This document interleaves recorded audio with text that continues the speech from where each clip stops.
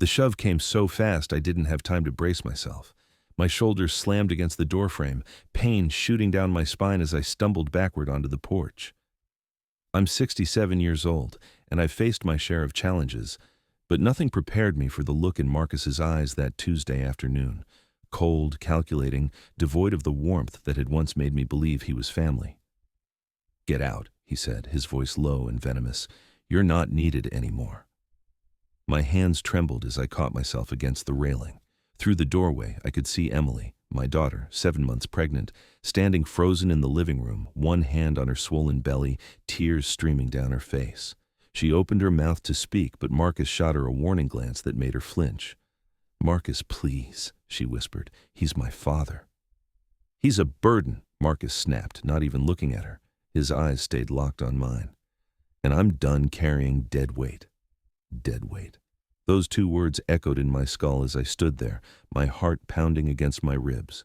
For 3 years I had poured everything into helping this man build his business. $180,000 of my retirement savings, countless hours of consulting work, leveraging my 35 years of engineering experience to help him secure contracts he never could have landed alone. I had believed in him. I had believed in family. What Marcus didn't know, what nobody knew except my lawyer, was that those partnership papers I'd signed 3 years ago gave me 51% ownership of his company. He thought I was just an investor, a helpful father-in-law who'd eventually fade into the background. He had no idea that every document, every transaction, every business decision of the past 3 years was legally mine to control. But as I stood on that porch, watching him slam the door in my face, I said nothing. My jaw clenched, my fists tight at my sides, but I remained silent. Because I had learned something in my decades of engineering work. The strongest structures are built on solid foundations, and revenge, real, lasting revenge, requires careful planning. My name is James Crawford. I'm 67 years old, and until 3 weeks ago, I believed that family meant something. I believed that when you help someone build their dreams, they remember. I believed that blood runs thicker than business. I was wrong. For 42 years, I worked as a structural engineer. I built bridges, designed commercial buildings, consulted on projects across 3 states. I wasn't wealthy, but I was comfortable. My wife, Catherine, passed away 6 years ago from breast cancer, leaving me alone in a house that felt too big and too quiet. Emily was all I had left, and I would have done anything for her happiness. When she introduced me to Marcus 4 years ago, I wanted to like him. He was charming, ambitious, full of big ideas about starting his own mechanical contracting business. He had a degree in business management and 10 years of experience working for other companies, but no capital to strike out on his own. "Dad," Emily had said over dinner that first time, her eyes bright with hope, "Marcus has this incredible opportunity. There's a gap in the market for eco-friendly HVAC systems for commercial buildings. He has the contacts, the expertise, but he needs startup capital." Marcus had smiled at me across the table, that winning smile that had probably sealed 100 deals. "Mr. Crawford, I know asking family for money is uncomfortable, but Emily says you understand business. I'm not looking for a handout. I'm offering a partnership." I should have been more careful. I should have asked harder questions, but I saw the way Emily looked at him, the way her face lit up when he talked about their future together, and I wanted to be part of that future. I wanted to be needed, so I wrote the check. $180,000, nearly half my retirement savings. In return, Marcus and I signed partnership papers that his lawyer drew up. I didn't hire my own attorney to review them. I trusted him. I trusted my daughter's judgment. "You're a lifesaver, Dad," Marcus had said, shaking my hand. "This company is going to make us both wealthy. You'll see." The first year was good. Better than good. M&E Mechanical Solutions, named for Marcus and Emily, won 3 major contracts for commercial HVAC installations. Marcus handled the sales and operations, while I worked behind the scenes as a technical consultant. My engineering background proved invaluable. I reviewed every proposal, caught design flaws that would have cost thousands in corrections, and used my professional network to open doors that Marcus couldn't access on his own. "You're amazing, Dad," Emily would say, hugging me after another successful project. "Marcus says he couldn't do this without you." By the end of year one, the company had grossed $420,000. After expenses and overhead, we showed a profit of $85,000. Marcus paid himself a salary of $60,000. I took nothing. I told him to reinvest my share into equipment and hiring another technician. "You're too generous," Marcus had said, but there was something in his tone that should have warned me. Not gratitude, entitlement. Year two was even better. Revenue jumped to $700,000. We expanded from 3 employees to 8. Marcus moved the company into a real office space instead of working from his home. Emily and I helped him pick out furniture, set up the conference room, celebrate each new milestone. That was also the year Emily got pregnant. I remember the day she told me. We were having lunch at her favorite cafe, just the two of us, and she had tears in her eyes as she showed me the ultrasound photo. "I'm going to be a grandpa," I said, my voice cracking with emotion. "Katie would have been so happy." "I wish Mom were here," Emily whispered, squeezing my hand. "But I'm so grateful I have you, Dad. You've done so much for us. This baby is going to have the best grandfather in the world." I started planning immediately. I cleared out my spare bedroom to create a nursery for when they visited. I researched the best car seats, the safest cribs. I opened a college savings account and deposited $5,000 as a start. My grandchild's future felt like my purpose, my reason for pushing forward after losing Catherine. But Marcus started changing around month 3 of the pregnancy. It was subtle at first. He stopped asking for my input on proposals. When I'd offer suggestions in meetings, he'd nod politely but then do things his own way. He began making decisions without consulting me, hiring people, taking on projects, negotiating contracts. "Marcus," I said one afternoon, pulling him aside after he'd committed to a project I hadn't even reviewed, "we should discuss major decisions together. That's what partners do." He looked at me with barely concealed irritation. "James, I appreciate everything you've done, but I'm running the day-to-day operations now. We can't slow down the business waiting for committee approval on every little thing." "A $60,000 contract isn't a little thing," I countered, keeping my voice level, "and I'm not a committee. I'm your partner." "You're an investor," Marcus corrected, his tone sharp. "There's a difference." I should have pushed back harder.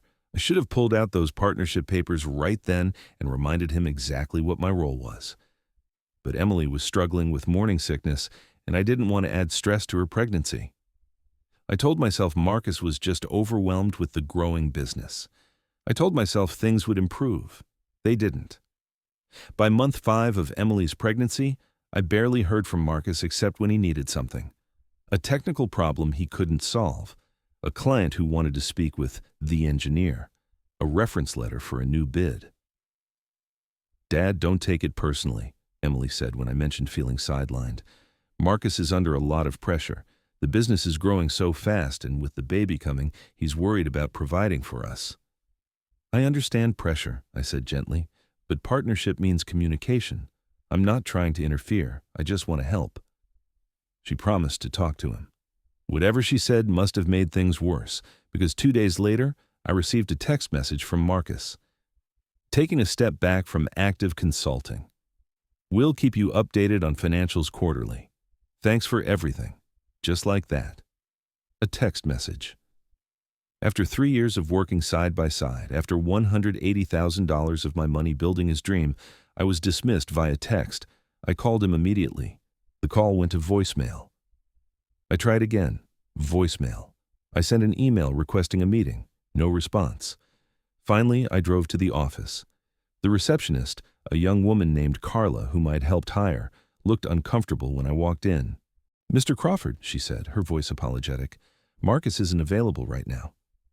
"I can wait," I said, settling into the lobby chair. "He's asked that you call ahead for appointments," Carla continued, not meeting my eyes. "He's very busy with the new contracts." The new contracts? The ones I'd helped secure? The ones I'd designed the technical specifications for? I sat there for 20 minutes, watching employees I'd trained walk past me like I was invisible, before Marcus finally emerged from his office. "James," he said, his tone professional but cold, "I'm in the middle of something. What do you need?" What did I need? I needed respect. I needed acknowledgement. I needed my partner to remember that none of this would exist without me.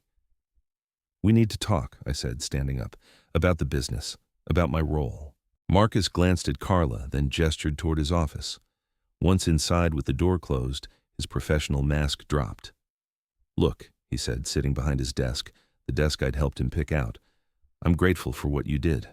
Really. But the company has evolved. We need to move fast, make quick decisions. Having to run everything past you slows us down." "I'm not slowing anything down," I said, my patience fraying. "I'm trying to protect our investment, our partnership." "The partnership was about startup capital," Marcus said bluntly. "We're past that phase now. The company is established. You've gotten a return on your investment through increased company value. But active management? That's my territory." I stared at him, truly seeing him for the first time. The charm was gone. The grateful son-in-law who'd needed my help had vanished. In his place sat a man who viewed me as an obstacle, a relic who'd served his purpose and now needed to fade away. "I think you're forgetting something," I said quietly. "I'm not just an investor, Marcus. I'm a partner, legal partner, with rights." Something flickered in his eyes, annoyance, maybe even fear, but he covered it quickly with a condescending smile. "Of course," he said, "and as a partner, you'll receive all required financial reports. But this company is my vision, my work. I built this." The words hung in the air between us. My $180,000, my engineering expertise, my professional network, my countless hours of unpaid consulting, all of it erased with 4 words. I built this. I left his office without another word. As I drove home, my hands shook on the steering wheel. Not from weakness, from rage. From the dawning realization that I had been used, exploited, and now discarded like a tool that had outlived its usefulness. But I didn't know the worst was yet to come. The call came 3 weeks later. Emily sobbing so hard I could barely understand her words. "Dad," she gasped between sobs, "can you come over?"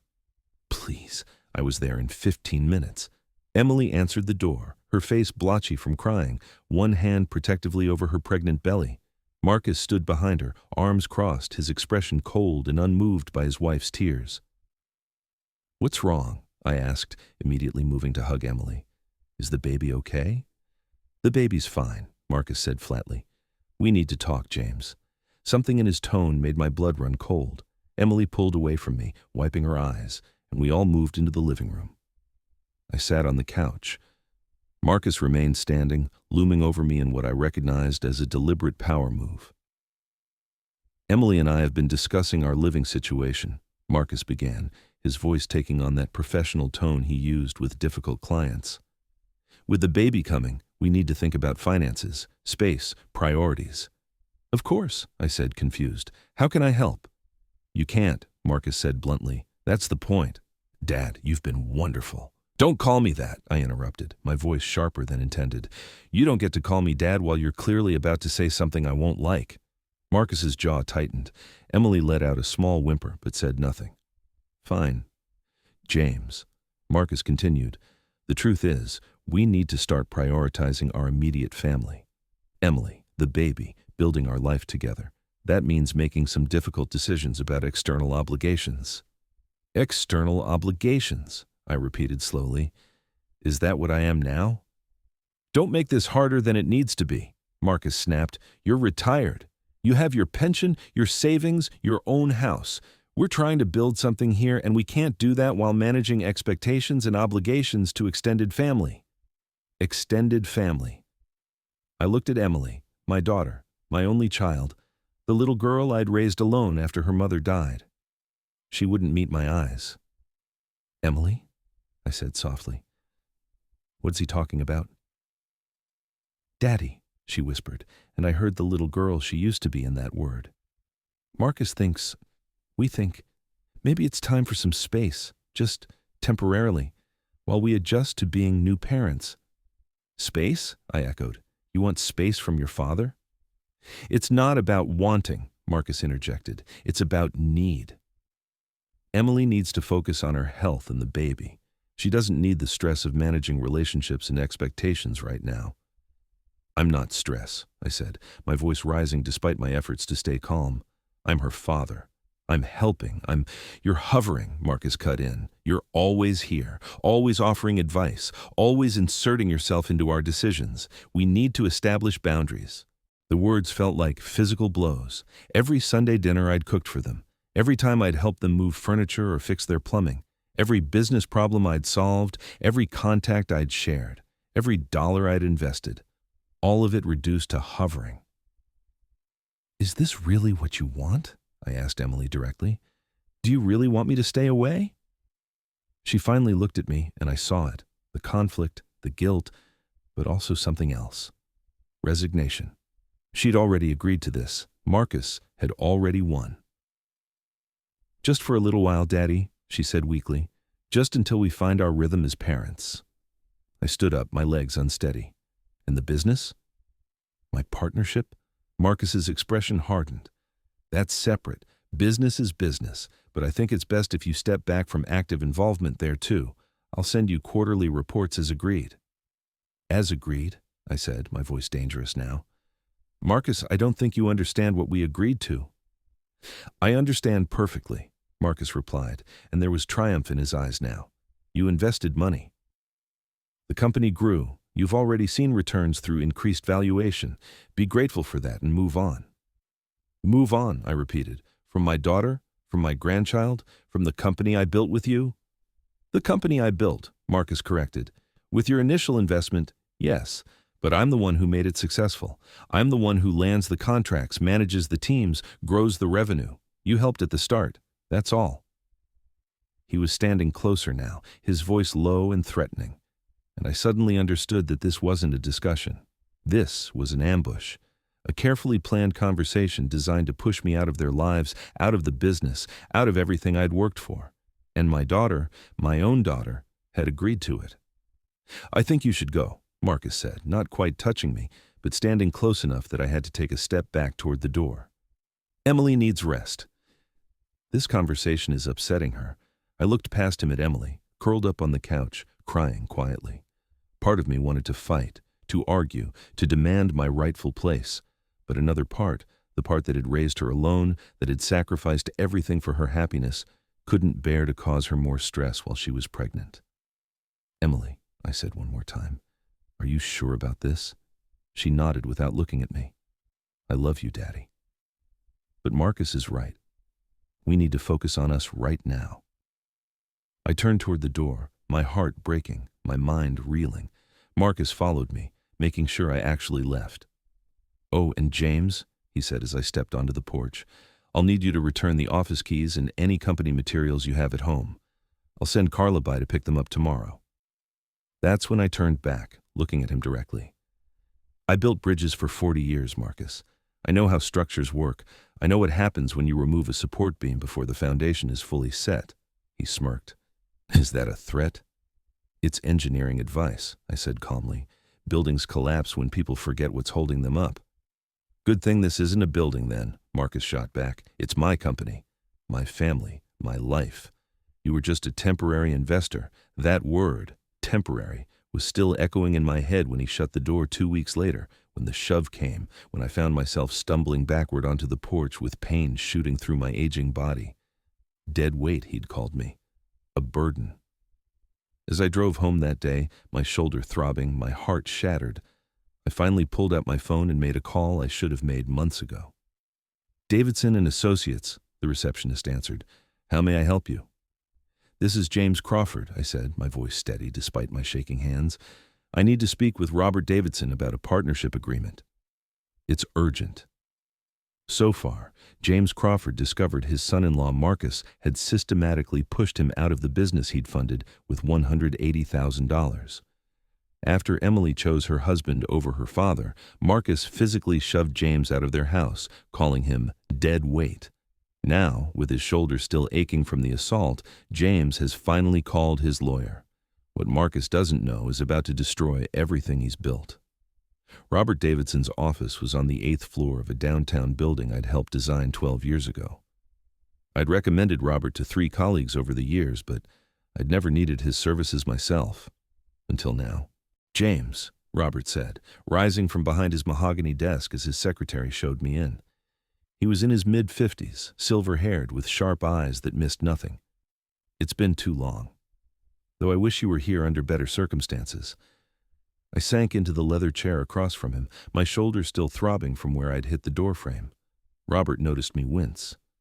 "Are you injured?" he asked immediately, his attorney instincts kicking in. "My son-in-law shoved me yesterday," I said flatly. "Hard enough to leave bruises." Robert's expression darkened. He pulled out a legal pad and began making notes. "Tell me everything. Start from the beginning." So I did. I told him about the $180,000, about the 3 years of unpaid consulting work, about the partnership papers Marcus's lawyer had drawn up, about Emily's pregnancy and Marcus's systematic isolation campaign, about being called external family and told to stay away, about the shove, the bruises, the door slamming in my face. When I finished, Robert was quiet for a long moment, studying his notes. "Do you have a copy of the partnership agreement?" he finally asked. "At home," I said, "in my safe." "I haven't looked at it in 2 years. Marcus said I was just an investor." "Marcus said a lot of things," Robert replied, his tone dry. "Most of them, I suspect, are legally meaningless. Let's find out what the actual agreement says. Can you bring it in today?" I drove home, retrieved the document from my safe, a thick folder I'd barely glanced at after signing, and returned to Robert's office within an hour. He put on his reading glasses and began working through the pages, occasionally making notes, his expression growing increasingly focused. After 20 minutes, he looked up at me with something resembling satisfaction. "James," he said slowly, "do you remember what this document says about ownership structure?" "Marcus told me it was a standard investor agreement," I said. "I put in the capital, he runs the operations. We split profits based on investment percentage." "Did you read it before signing?" I felt my face heat with embarrassment. "No, Marcus said his lawyer had drafted something fair, and I trusted him. He was marrying my daughter. I thought we were family." Robert nodded, not with judgment, but with understanding. "Family trust is how most of these situations start. Let me read you Section 3, subsection B." He cleared his throat and began reading from the document. "In consideration of the capital investment of $180,000 provided by James Crawford, hereinafter referred to as senior partner, the ownership structure of M&E Mechanical Solutions LLC shall be allocated as follows. James Crawford, 51%, 51%, Marcus Wellington, 49%, 49%. The senior partner shall maintain majority ownership and final approval authority over all major business decisions, including but not limited to contracts exceeding $50,000, hiring or termination of management-level employees, changes to business structure, sale of company assets, and dissolution of the partnership." The words hit me like a physical blow. 51%, majority ownership, final approval authority. "I'm the majority owner?" I said, my voice barely a whisper. "You're not just the majority owner," Robert said, setting down the document. "You're the controlling partner. According to this agreement, Marcus can't make any major business decision without your written approval. Every contract over $50,000 needs your signature. Every management hire needs your consent. If he's been operating the company without you for the past 3 years, he's been doing it in direct violation of this agreement." My mind was reeling, but he has been. He's signed contracts, hired people, made major decisions, all without consulting me. "Then he's in breach of contract," Robert said simply. "Multiple breaches by the sound of it. Let me ask you this. Have you been receiving the financial reports specified in the agreement? Section 5 states you're entitled to monthly detailed financial statements." "He sends me quarterly summaries," I said. "Just revenue and profit numbers. Nothing detailed." Robert made another note. "Another breach. Section 7 states that as senior partner you're entitled to access all company financial records at any time. Have you been denied access? I thought about Carla telling me I needed to make appointments, about Marcus refusing to let me into the office, about the text message dismissing me from active consulting." "Yes," I said, "repeatedly over the past 6 months." "Excellent," Robert said, and at my shocked expression he clarified. "Excellent for building a case."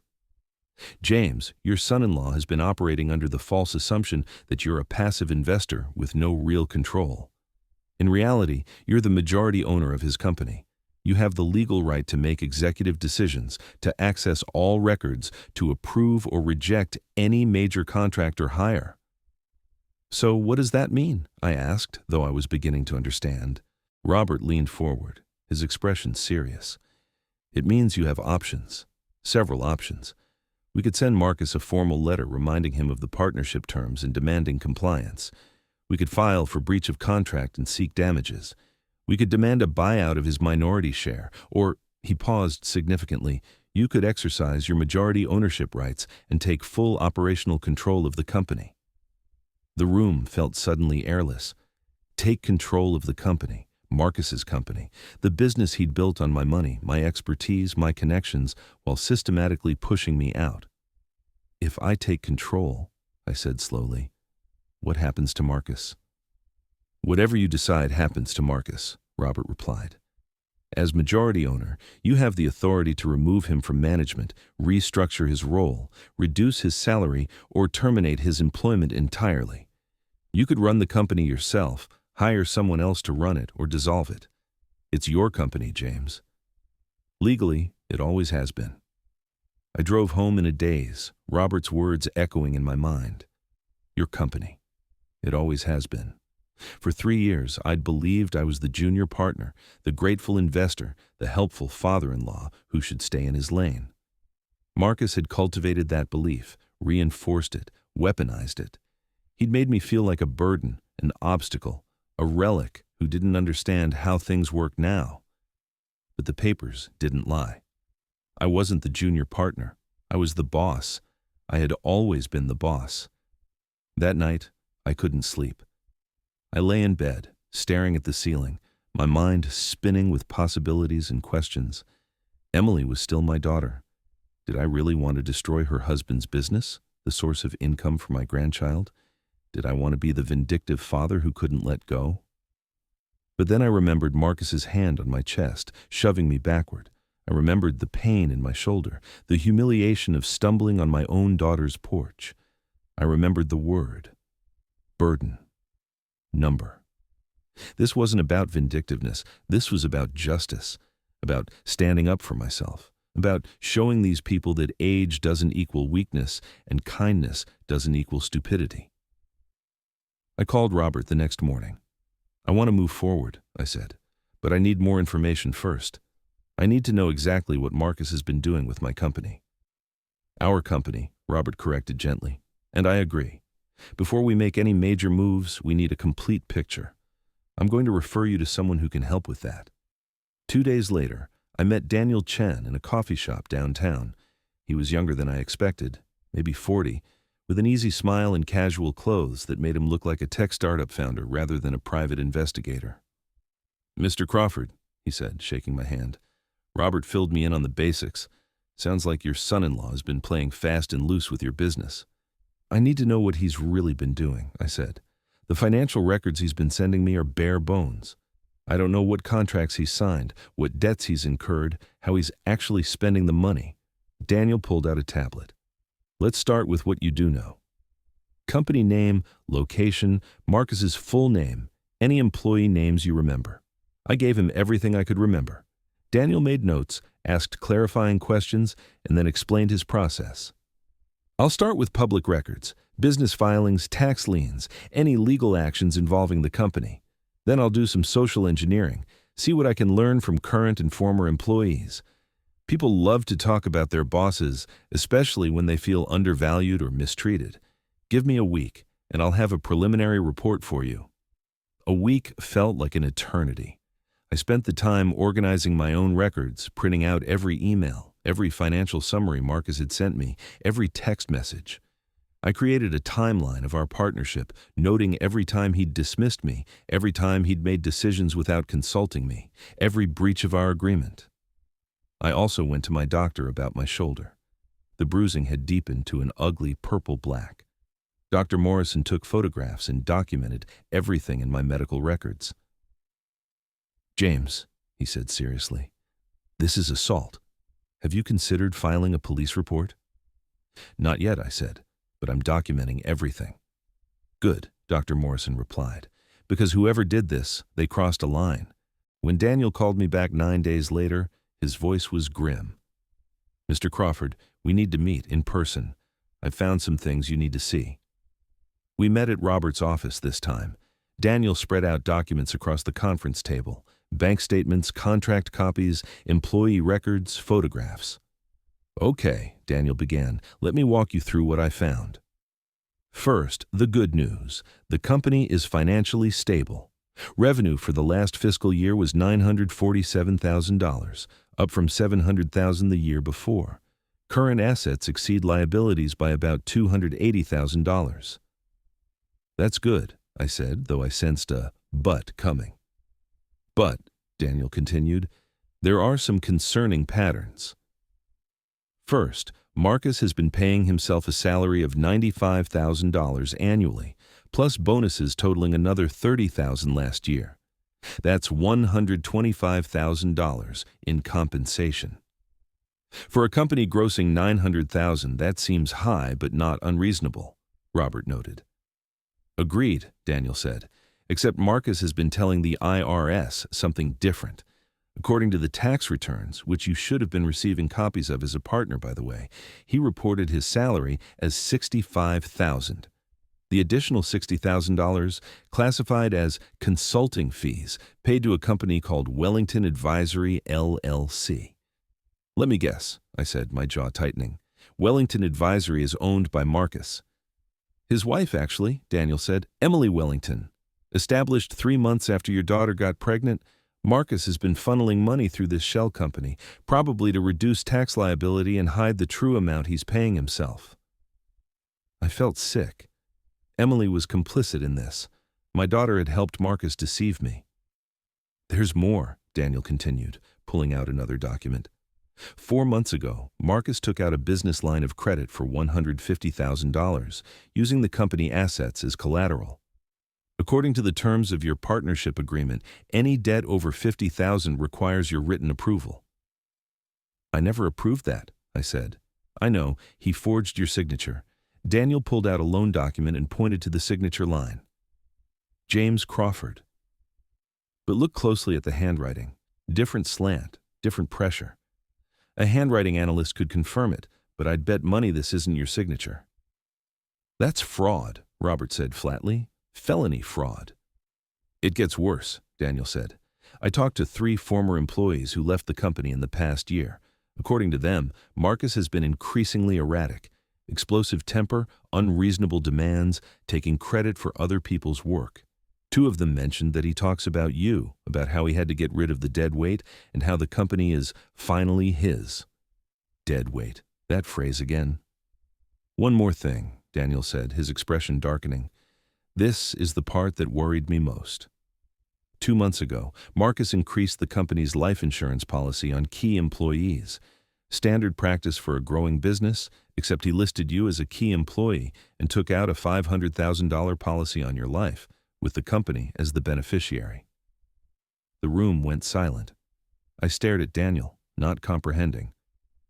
A life insurance policy? On me? But I don't even work there anymore. Exactly, Daniel said, which makes it suspicious.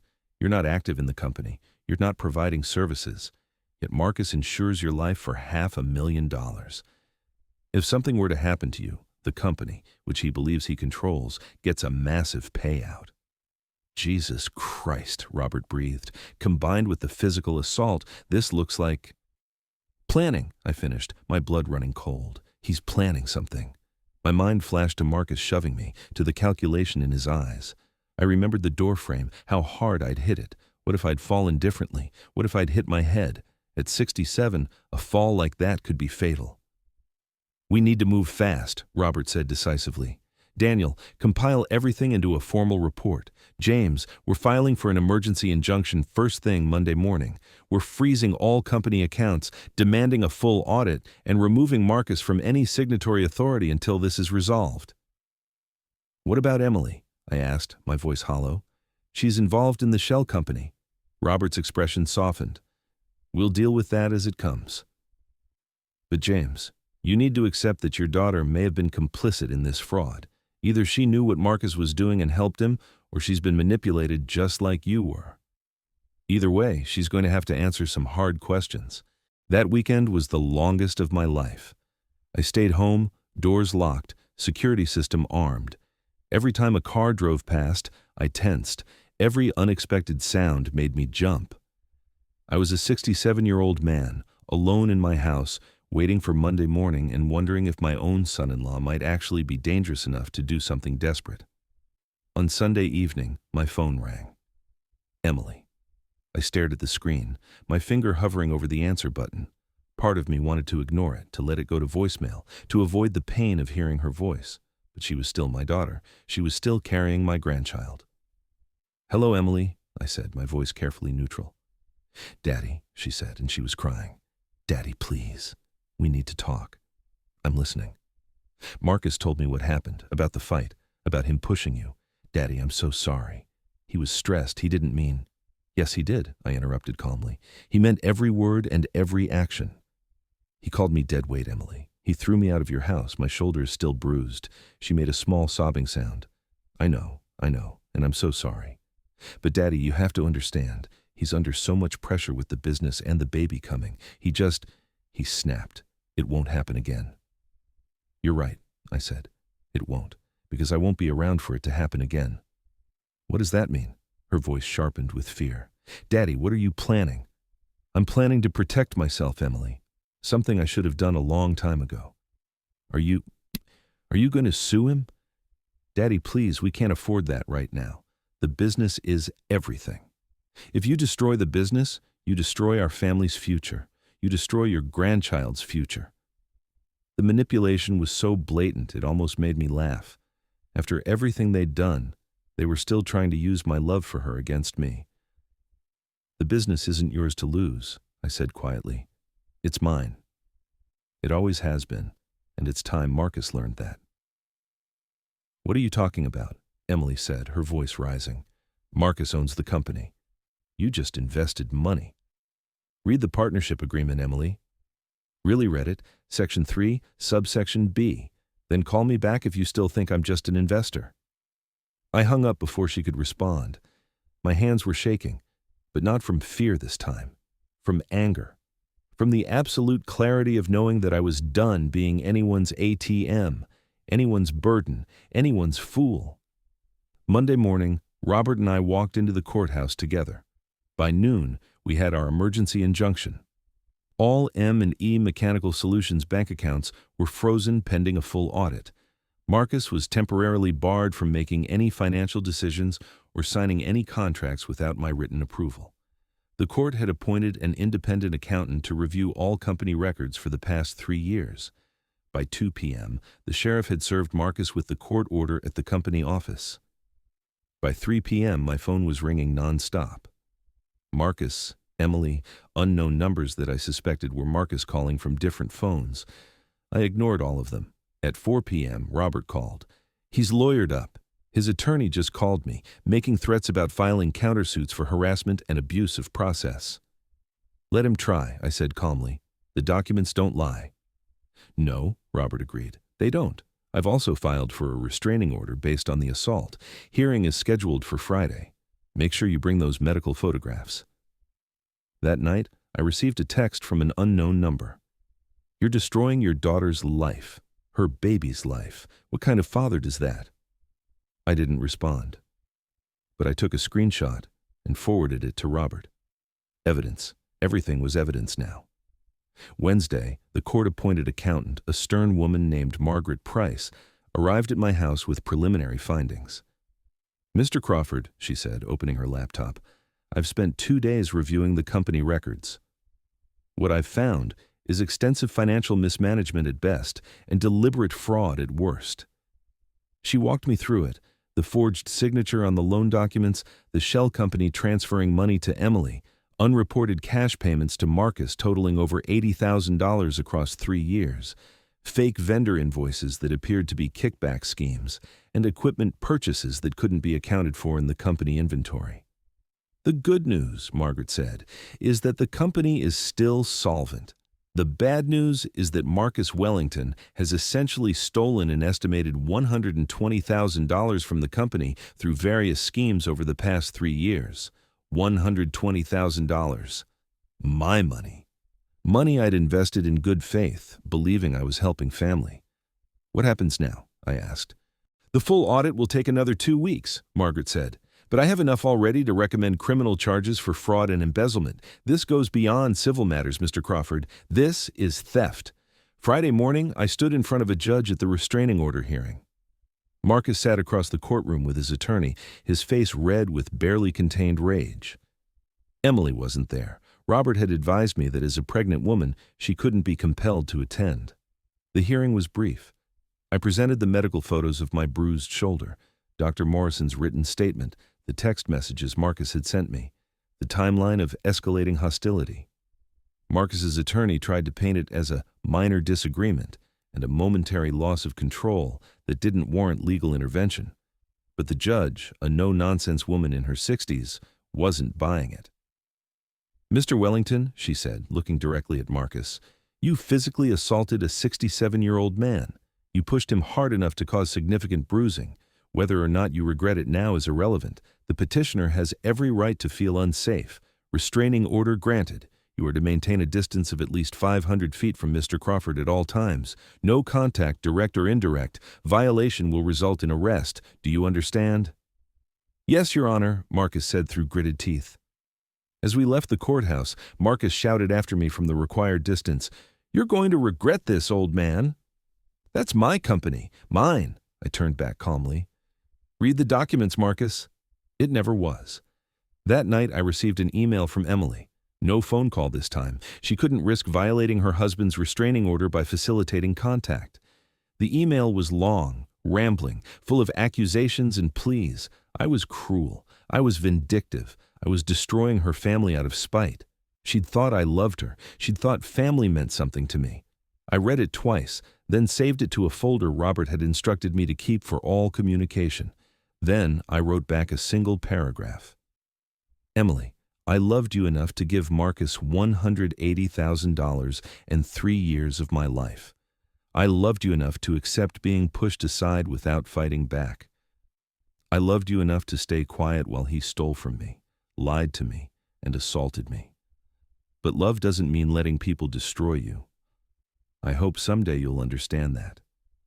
I hope your child grows up knowing their grandfather fought for his dignity, not against their future. But if you and Marcus have truly chosen this path, then I'll respect that choice by making sure he can never hurt me or anyone else again. All my love, always, Dad. I hit send and closed my laptop. The war had begun. And for the first time in 3 years, I wasn't the one on the defensive. So far, James discovered he owned 51% of the company, not Marcus. After uncovering $120,000 in theft, forged signatures, and a suspicious $500,000 life insurance policy on his own life, James took legal action. All company accounts are frozen, Marcus has a restraining order, and a full audit is underway. Emily has chosen Marcus's side, leaving James to fight alone. Now, the truth is about to come out, and Marcus's empire is about to crumble. The full audit results arrived on a Tuesday morning, 2 weeks after the restraining order hearing. Margaret Price sat in Robert's conference room, 3 thick binders spread before her, her expression grave. "Gentlemen," she began, looking between Robert and me, "what I've uncovered is more extensive than I initially reported. Marcus Wellington didn't just mismanage funds, he ran a systematic scheme to drain company assets while hiding his activities from the majority owner." She opened the first binder, revealing highlighted spreadsheets and bank statements. Over the past 36 months, Marcus has stolen approximately $147,000 through various methods. Not $120,000 as I initially estimated, $147,000. I felt my jaw clench. $147,000, almost as much as my original investment. The breakdown, Margaret continued, flipping pages, includes $68,000 paid to Wellington Advisory LLC, Emily's shell company, for non-existent consulting services, Another $34,000 in fabricated vendor invoices where Marcus paid fake companies, then had the money transferred back to personal accounts. $29,000 in unauthorized salary increases he never reported to you, and $16,000 in equipment purchases that were either never made or were made at inflated prices, with Marcus pocketing the difference. "Can we prove all of this?" Robert asked, taking notes. "Every transaction is documented," Margaret replied. "I have bank records, invoices, email trails. Marcus was arrogant enough to think he'd never be audited. He kept digital records of everything, probably for his own tax purposes. He just never expected anyone to actually review them." She opened the second binder. "Then there's the loan, the $150,000 line of credit with James's forged signature." I had a handwriting analyst examine it. Her conclusion, 98% certainty that James did not sign this document. The signature was traced from another document. You can see the hesitation marks, and then slightly altered to avoid exact duplication. "That's premeditated fraud," Robert said. "It's felony fraud," Margaret corrected. "And it gets worse. Marcus used $60,000 from that loan to make a down payment on a vacation property in Scottsdale, Arizona. A vacation property in his and Emily's names. He used company money obtained through fraud to buy personal real estate." I thought of Emily, 7 months pregnant, probably decorating a nursery in that Arizona house while I sat here discovering how they'd stolen from me to buy it. "The life insurance policy?" I asked quietly.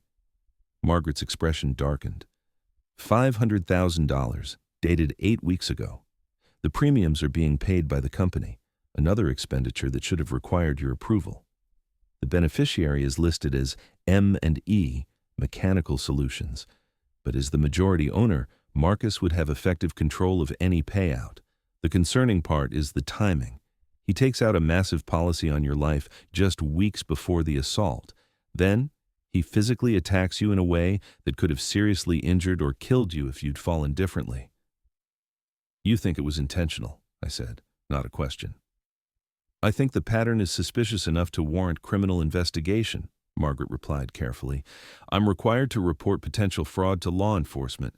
As of this morning, I've filed a formal report with the district attorney's office detailing everything I've found." Robert leaned back in his chair, a thin smile on his face. "Marcus is about to have a very bad week." I thought the audit would be enough. I thought discovering $147,000 in theft would be the worst of it. But 3 days later, Daniel Chen called me with information that made everything else look like petty crime. "James," he said, his voice tight, "I need you to sit down for this." I was already sitting, but I gripped the arm of my chair anyway.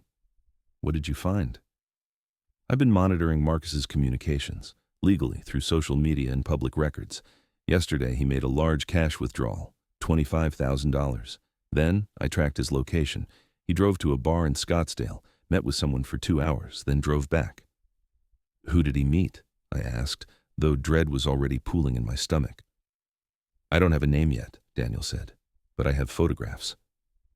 The man he met is a known associate of organized crime in Arizona, someone you'd hire if you wanted something done that couldn't be traced back to you." The room spun. "Daniel, are you saying—" "I'm saying Marcus withdrew $25,000 in cash, met with a man who specializes in making problems disappear, and then drove home. Combined with the life insurance policy, the assault, the pattern of escalating violence, James, I think you need police protection." Robert, who was on speakerphone, spoke up. "I'm calling the DA right now. This has gone beyond civil fraud. This is conspiracy." That afternoon, I sat in a police station giving a statement to Detective Sarah Martinez. She was in her 40s, competent and direct, and she didn't waste time with pleasantries. "Mr. Crawford," she said, reviewing Daniel's photographs, "these pictures place your son-in-law with a man we've been investigating for 2 years, Vincent Cardoza. He's been suspected in 3 separate incidents, assaults that looked like accidents. We've never been able to prove anything, but the pattern is clear." "You think Marcus hired him to hurt me?" I said flatly. "I think the evidence suggests Marcus is planning something," Detective Martinez replied. "Whether it's harassment, assault, or worse, we need to take this seriously. I'm assigning protective surveillance to your home. Unmarked car 24/7 until we can bring charges. Charges against Marcus? Against Marcus and possibly against Cardoza if we can prove conspiracy. But James, I need you to understand something. Your son-in-law is desperate. His company is frozen, his theft is exposed, his victim is fighting back. Desperate people do desperate things. I spent that night in my house with a police car parked across the street, thinking about how my life had become a crime drama. 6 months ago, I'd been cooking Sunday dinner for my daughter and her husband. Now I had armed protection, because that same son-in-law might be planning to kill me. The next morning, Robert called with news. The DA's office is filing charges, 4 counts of felony fraud, 2 counts of forgery, 1 count of embezzlement, and 1 count of conspiracy to commit assault. Warrants are being issued today. What about Emily? I asked, the question that had been haunting me. She's being investigated, Robert said carefully. The shell company, the Arizona property, the financial transfers. She's implicated in all of it. But the DA is offering her immunity if she cooperates. If she testifies against Marcus, she walks away. If she doesn't, she's looking at fraud charges too. My daughter facing prison. My daughter choosing between her father and her husband. My daughter carrying my grandchild, caught in the consequences of Marcus's crimes. Give her the chance, I said quietly. She's still my daughter. She's still carrying my grandchild. If she'll tell the truth, give her the chance. Marcus was arrested on a Thursday afternoon at the M&E Mechanical Solutions office. I wasn't there. I was under strict instructions to stay away, but Daniel had someone watching. It was beautiful, Daniel told me later. 4 detectives walked in at 2 p.m., every employee watching. Marcus tried to act calm, tried to play it off like it was a misunderstanding. But when they read the charges, fraud, embezzlement, conspiracy, his face went white. They cuffed him right there in front of everyone. What about Emily? I asked. She wasn't arrested. The DA's office met with her and her attorney. Last I heard, she was considering the immunity offer. 2 days later, Emily called me, not from her phone, from her lawyer's office. The lawyer, a sharp woman named Jennifer Moss, spoke first. Mr. Crawford, I'm here with Emily. She's asked to speak with you off the record to explain her situation. Are you willing to listen? I'm willing, I said, my heart pounding. There was a pause, then Emily's voice, small and broken. Daddy? I'm here, sweetheart. Daddy, I didn't know. I swear to God, I didn't know what Marcus was doing. The shell company, he told me it was for tax purposes, that every business does it. The Arizona house, he said it was an investment property, that we'd paid for it with his bonuses. I didn't know he was stealing. I didn't know he forged your signature. I didn't know about the life insurance or the man in Scottsdale. She was crying now, deep sobs that made her words almost unintelligible. I just found out I'm having a girl, a baby girl, and her father's going to prison, and I chose him over you. I told you to stay away. I called you vindictive. Oh God, Daddy, what have I done? I closed my eyes, fighting my own tears. Emily, listen to me. You made mistakes. You trusted the wrong person, but you can still do the right thing now. They want me to testify against him, she whispered. They want me to tell them everything, the finances, the conversations, what he said about you. If I do, I get immunity. If I don't, they'll charge me too. Then testify, I said firmly. Tell them the truth. Protect yourself and that baby girl. But he's my husband, Emily said, and I heard the conflict tearing her apart. I took vows, for better or worse.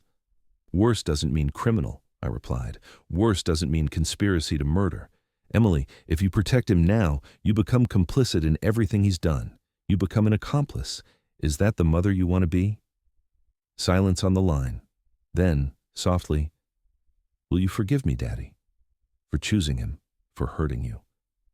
I already have, I said, and I meant it. You're my daughter. You always will be.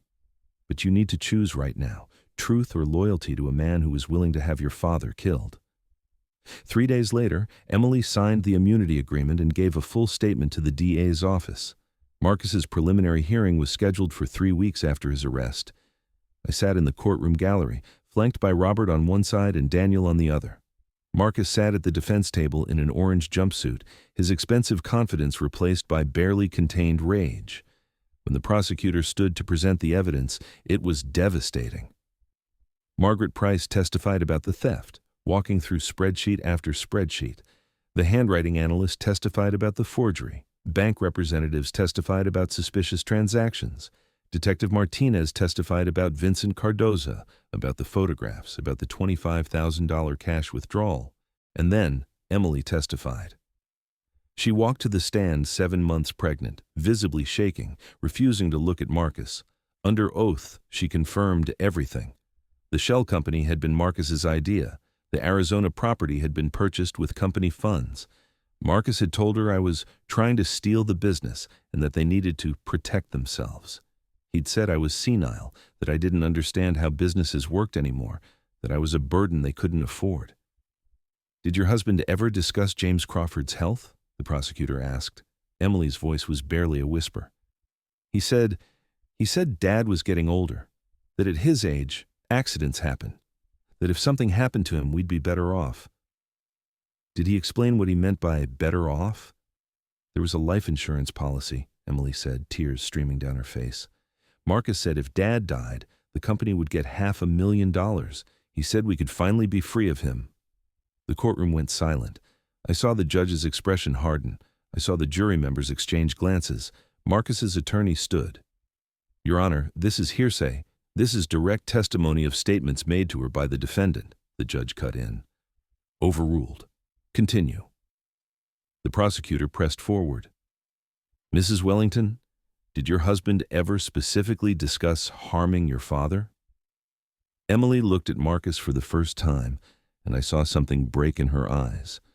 Whatever love had been there, it was gone now, replaced by horror and disgust. 3 weeks before Dad was assaulted, she said, her voice strengthening, Marcus was angry about the business, about Dad asking questions. He said, "Maybe I need to make sure he can't ask questions anymore. Maybe I need to make sure he understands he's not in control." I didn't think he'd actually hurt him. But then he came home that day, the day he shoved Dad, and he was triumphant. He said, "I finally showed that old man who's boss. He won't bother us again." "And did you report this assault to anyone?" "No," Emily whispered, shame in every syllable. "I didn't. I chose my husband over my father, and I'll regret that for the rest of my life." The judge didn't even wait for trial. Based on the preliminary evidence, he ruled there was overwhelming probable cause for all charges. Marcus was denied bail, flight risk and danger to others. He'd remain in custody until trial. As they led Marcus away, he finally looked at me. The arrogance was gone. The charm was gone. All that remained was impotent fury and the dawning realization that he'd lost everything. "This is your fault," he snarled at me as the bailiffs pulled him toward the door. "You couldn't just let me run the company. You couldn't just stay out of the way. I had to defend myself," I said calmly, standing up. "I had to show you that old doesn't mean weak. That kindness doesn't mean stupid. That when you betray family, there are consequences." "You've destroyed your daughter's life," Marcus shouted. "She's pregnant. She's alone. What kind of father?" "The kind who teaches her that truth matters more than comfort," I interrupted. "The kind who shows her that you don't protect criminals just because you love them. The kind who believes she deserves better than a husband who'd murder for money." The bailiffs dragged Marcus out, his shouts echoing through the courthouse. "My company. You stole my company." "It was never yours," I called after him. "Read the paperwork." 6 weeks later, I sat in Robert's office signing the final documents. Marcus had accepted a plea deal, 15 years for fraud, embezzlement, and conspiracy, with no possibility of parole for 8 years. Emily had given birth to a beautiful baby girl named Catherine after her grandmother, and M&E Mechanical Solutions was officially mine. "What are you going to do with it?" Robert asked, watching me sign. "I'm going to run it," I said, "properly this time. I'm hiring new management, cleaning up the finances, and building it into something legitimate, something my granddaughter can be proud of." "And Emily?" "She's staying with me," I said. "She and Katie." She needs support right now, not judgment. She made terrible choices, but she's trying to make them right. That's all any of us can do." Robert smiled. "You're a better man than most, James." "I'm just a father," I replied, "and a grandfather now. I have someone depending on me to show her what integrity looks like." That was 8 months ago. Today, M&E Mechanical Solutions is thriving.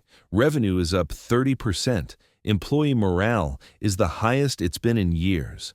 And I go to work every day knowing I'm building something real, something honest, something my granddaughter will inherit. Emily is healing. Slowly, painfully, but healing. She's in therapy, working through the manipulation she endured, learning to trust her own judgment again. Katie is 10 months old now, happy and healthy, with her grandmother's eyes and her grandfather's determination. Marcus will spend the next decade in prison. I don't take pleasure in that, but I don't regret it either. He made his choices. He chose greed over gratitude, manipulation over honesty, violence over respect. Those choices had consequences. I learned something through all of this. Age is not weakness. The world wants older people to be quiet, to step aside, to accept being pushed out and pushed around. They call us burdens. They call us out of touch. They expect us to hand over everything we've built and then disappear gracefully. But we don't have to accept that. We have rights, we have voices, we have the wisdom that comes from decades of experience and the strength that comes from surviving. If you're in a similar situation, if someone is using you, manipulating you, stealing from you, here's what I learned. Document everything, every conversation, every financial transaction, every promise made and broken. Paper doesn't lie. Read the contracts. Actually read them. Hire a lawyer if you need to. Know what you signed, what your rights are, what protections you have. Trust your instincts. If something feels wrong, it probably is. Don't let anyone gaslight you into doubting your own perceptions. Protect yourself legally. Restraining orders, audits, criminal complaints. These aren't overreactions when someone has proven they're willing to hurt you. Use the legal system. It's there for a reason. Set boundaries. Family doesn't mean accepting abuse. Love doesn't mean enabling theft. You can care about someone and still hold them accountable. Don't go through it alone. Find a lawyer. Find a private investigator. Find friends who'll support you. Isolation is the abuser's greatest weapon. Combat it. And most importantly, it's never too late to fight back. I was 67 years old when I finally stood up for myself. 67, after a lifetime of being accommodating and trusting and generous. I thought I was too old to start a war. I was wrong. You're never too old to demand respect. You're never too old to defend yourself. You're never too old to show the world that wisdom and age come with power. Real power, the kind that can't be taken away with manipulation or violence. I'm 68 now. I run a successful company. I'm raising a beautiful granddaughter. I'm teaching Emily what real partnership looks like, what honest business means, what integrity costs, and why it's worth the price. And every morning when I look in the mirror, I see something I didn't see a year ago. A man who refused to be a victim. A man who fought back. A man who won. They called me deadweight. They called me a burden. They tried to erase me from the business I built and the family I loved. But I'm still here, stronger than ever, wiser than before, and finally, truly free. Blood doesn't make you family. Loyalty does, respect does. And when someone proves they don't deserve your trust, no matter who they are, no matter how much you love them, you have every right to walk away. Or in my case, to take back what was always mine and make sure justice is served. I'm James Crawford.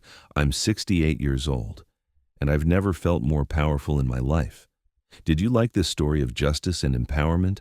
Stories like this remind us that it's never too late to stand up for yourself, and that true strength comes from wisdom, not just youth. Where are you listening from? Share your thoughts in the comments below. Your support means everything.